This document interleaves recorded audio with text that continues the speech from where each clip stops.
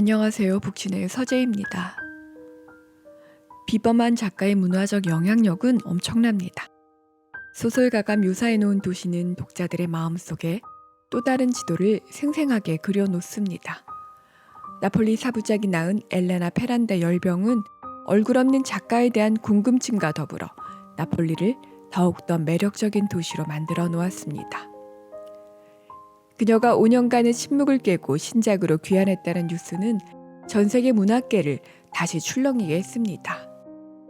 신작 어른들의 거짓된 삶 역시 전작 나폴리 사부작과 마찬가지로 나폴리를 배경으로 합니다. 13세 소녀가 주인공인 이 소설은 어른들의 기만과 위선을 목도하는 과정 속에 그들과 다른 방식으로 커나가는 모습을 담은 성장 소설입니다. 나폴리 중산층 거주지에서 지식인 부모를 둔 모범생 조반나는 어느 날 아버지 어머니가 나누는 대화를 듣고 충격을 받습니다. 아버지는 평소에 절대 쓰지 않는 사투리로 어머니에게 조반나가 빅토리아를 닮아가 라는 말을 하고 어머니 역시 이를 부정하지 않기 때문입니다. 조반나 집에서 고모 빅토리아는 모든 것을 더럽히고 부패시키는 괴물이자 사악함의 대명사입니다. 부모님의 경탄 속에서 늘 자신이 예쁘다고 생각하며 살아온 조반나는 극심한 혼돈 속에 직접 고모를 만나기로 마음먹습니다. 조반나의 고모 찾기 여정은 유년 시절의 끝을 알리는 터닝 포인트입니다. 조반나 혼자 도착한 나폴리 아랫마을은 온갖 쓰레기 냄새와 낡고 누추한 건물로 뒤덮인 곳이었으며 그 속에서 고모는 추함과 발칙한 열정을 뿜어내며 등장합니다. 자신을 아이로 취급하지 않는 태도와 날 것 그대로의 거친 사투리로 말하는 고모는 교양과 품위로 상징되는 아버지와 완벽하게 대비됩니다. 빅토리아 고모는 내 아빠는 겉으로는 우아한 척하지만 사실은 시골 무지렁이만도 못한 교활한 인물이며 이제부터 내 부모의 진짜 모습을 염탐하라고까지 합니다. 조반나라는 이름 대신 잔니나라고 나를 부른 고모는 너는 아빠와 엄마의 세계뿐 아니라 이 가족의 세계에 속한 사람이기도 함을 잊지 말라고 덧붙입니다. 그 두 세계의 격차 속에서 조반나는 어쩔 수 없이 거짓말을 일삼게 됩니다. 사투리는커녕 감정조차 드러내는 것을 경계하는 부모님과 원초적 감정의 빅토리아 사이를 오가기 위해서는 어쩔 수 없는 일입니다. 그러면서 조반나는 이전에는 보이지 않았던 부모님의 이면을 보게 됩니다. 무늬만인 행복한 가정, 지나치게 돈에 집착하는 아버지와 소소한 무력을 억제하지 못하는 어머니, 그리고 어머니의 배신은 혼란 그 자체였습니다. 아버지 친구인 마리아노 아저씨와 어머니가 식탁 밑에서 엉킨 발목으로 있는 모습은 내게 엄청난 충격이었습니다. 그것은 고모의 세계에서나 가능한 자극적이고 불쾌한 어휘들로 가득한 성적 욕망의 실체이기 때문입니다. 이후 다시 한번 나를 완전히 다른 사람으로 만들어버린 사건은 마리아노 아저씨의 아내인 콘스탄체 아줌마가 차고 있던 팔찌를 원래 내 것이라며 돌려받은 일이었습니다. 아버지의 오랜 연인이었던 콘스탄체 아줌마는 빅토리아와는 완벽하게 다른 부류의 사람입니다. 글자조차 제대로 쓰지 못할 만큼 학교와 거리가 먼 천박한 고모와 달리 우아한 자태를 뽐내는 콘스탄체 아줌마는 엘리트입니다. 그럼에도 이 둘은 팔찌 하나로 엉킵니다. 팔찌는 원래 빅토리아의 유부남애인 엔초 장모의 물건이었으나 조반나 아버지를 거쳐 아버지 애인인 콘스탄체 아줌마로 건너가게 됩니다. 빅토리아가 조카인 내가 받길 희망한 그 팔찌는 아버지와 고모 사이의 증오의 파편이자 욕망 그 자체입니다. 이러한 어른들의 기만과 위선을 목도하는 과정 속에 조반나는 부모가 원하는 착한 딸 역할뿐만 아니라 자신이 받았던 교육의 흔적마저 지우기로 마음먹습니다. 어른들은 아이들에게 거짓말을 하지 말라면서 자신들이야말로 끊임없이 거짓말을 늘어놓는 사람들이기 때문입니다.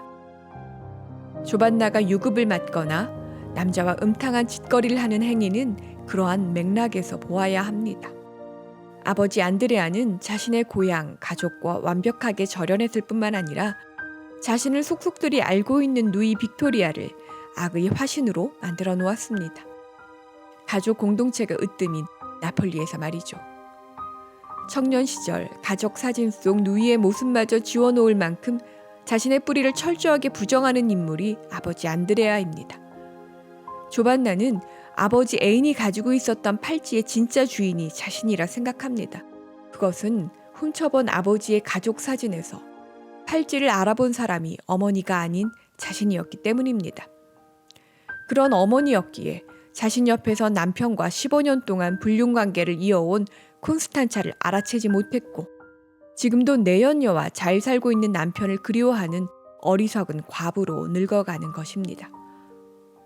진짜 사랑을 한 사람은 부모님이 아닌 빅토리아 고모인지 모릅니다.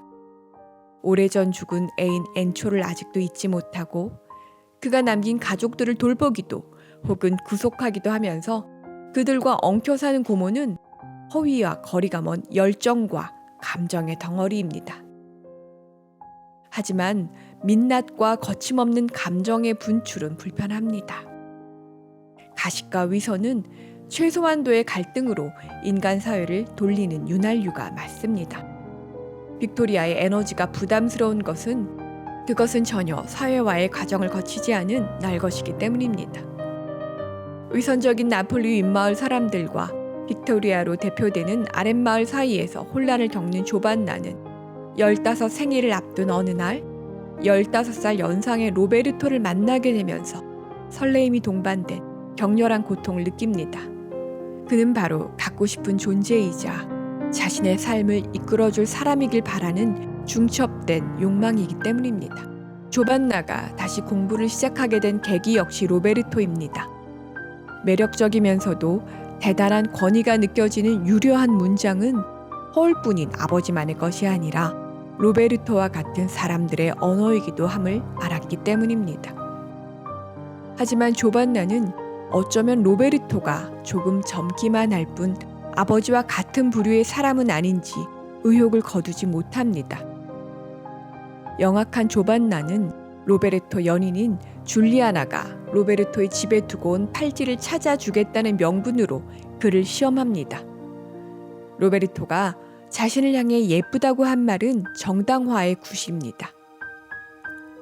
하지만 남자 로베르토를 만나기 위해 홀로 밀라노 역에 내리는 순간 조반나는 깨닫습니다. 그런 식으로 어른이 되고 싶지 않음을 말입니다. 이후 로베르토가 아버지와는 다른 부류의 사람임을 확인한 조반나는 그에게 존중받고 싶고 죄책감에 대해 함께 논하고 싶은 욕구마저 느낍니다.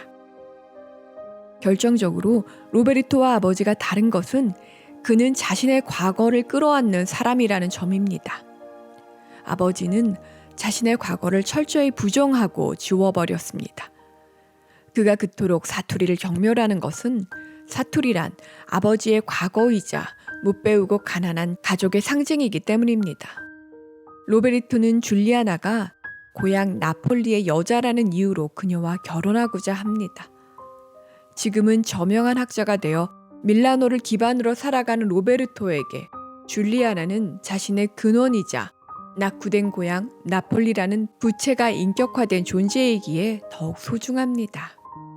사회적 성공은 부와 권세만으로 평가될 수 있을지 몰라도 진짜 성숙한 어른이 되는 일은 다른 것입니다. 자신의 근본을 부정한 채 진정한 자아를 찾을 수는 없습니다. 조반나가 아버지에게 아빠는 자기를 배신한 친구랑은 화해하면서 왜 양심도 없이 자기 친동생과는 화해하지 않는 거죠? 라는 물음은 뼈아픈 진실입니다.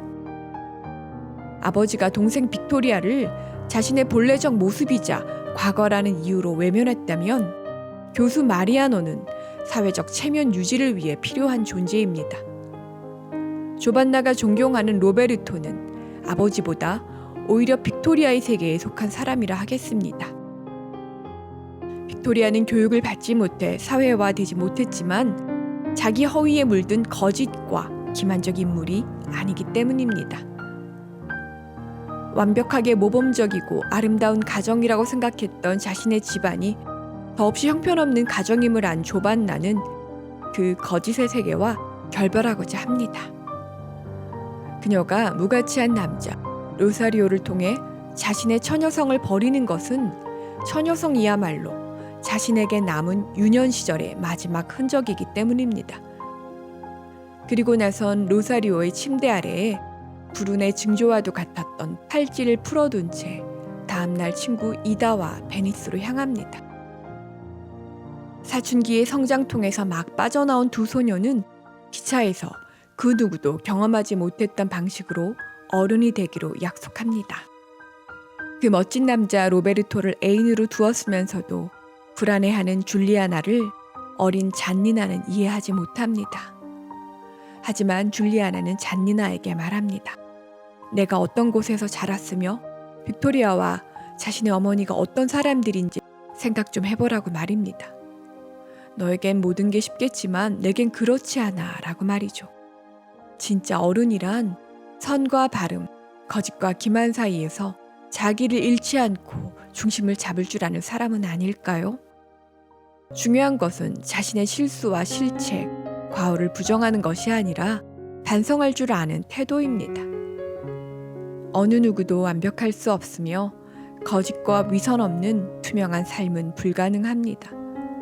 그럼에도 빅토리아와 조반나 부모 두 세계 중 하나를 양자택일하라면 아마 대부분은 비록 거짓일지라도 예의 바른 후자 쪽을 택할 것입니다. 하지만 수많은 이해관계와 각기 다른 기반 속에서 살아가는 우리네는 그 두 세계를 오갑니다. 자신만이 선이고 당신은 악이라는 극단의 이분법이 폭력을 낳습니다. 조반나가 어른으로 성장하는 일은 그래서 가식적인 부모님 세계를 버리고 빅토리아 세계를 택하거나 로베르토가 되는 일이 아니라 거짓말이 필요할 때 능숙하게 거짓으로 대처하고 때론 진실을 숨김으로써 타인에게 상처를 주지 않는 어른이 되어가는 일일 터입니다. 아버지의 우아한 교양 세계는 훌륭한 연기력의 세계입니다. 조반나 엄마는 딸에게 말합니다. 내 아빠는 놀랍도록 똑똑하지만 자신만의 놀이에 심취한 잘하지 않는 아이라고 말입니다. 그것을 알면서도 남편 그늘을 간절히 바라는 어머니 역시 잘하지 못한 어린이기는 마찬가지입니다. 사회적 평판이든 타인의 사랑이든 외부의 것들로 자신의 존재 의미를 찾을 수는 없습니다. 진짜 어른이 되는 일이란 타인이 부여해주는 사후적 지위 확보가 아닌 정체성을 찾는 주체의 문제입니다. 로베르토가 아버지와 구별되는 것은 위선과 거짓의 문제이기 이전에 더 나은 자아의 발전을 위해 달려나가면서도 과거의 자신 또는 그 시절의 누구와도 관계를 끊지 않는다는 점입니다. 조반나가 자신의 부모를 잘라내고 싶은 불편한 신체처럼 여겨 이름으로 부르는 객관화의 과정은 성장의 동통입니다. 그녀가 진짜 어른이 된다면 고통스럽더라도 자신의 근원인 부모님을 이해하고 안고 갈 것이 분명합니다. 추악함과 혼돈이 출렁이는 이 소설에서 긍정적 인물로 구현된 로베르토가 아름다운 것은 로베르토에게는 사람들에게 자신이 생각했던 것보다 더 뛰어난 사람임을 일깨워주는 재능이 있기 때문입니다. 그 너름은 자신을 긍정하는 힘이 없으면 불가능하고 강건한 주체성의 확립 속에 비롯합니다. 잔니나가 겪은 극한의 통과 의례 없이 순연하게 어른으로 성장할 수 있다면 그 또한 축복임이 분명할 터입니다. 그녀의 아픈 사춘기가 어떻게 이어질지 궁금합니다. 감사합니다.